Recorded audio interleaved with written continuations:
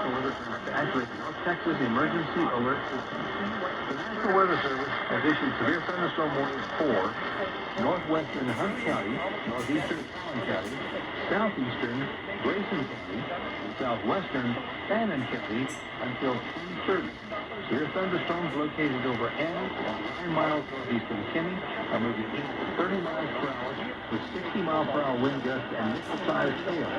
This particular area of the line of storms produced tornado warnings in Benton and Collin County about 1 hour ago and are still capable of producing strong circulating tornadic winds. Once again, a severe thunderstorm warning for northwestern Hunt County, southeastern Grayson County, southwestern Fannin County, and northeastern Collin County until 10:30. Severe thunderstorm located near Anna, 9 miles northeast of McKinney, is moving east at 30 miles per hour. All North Texas stations affected by this alert are requested to relay the preceding message.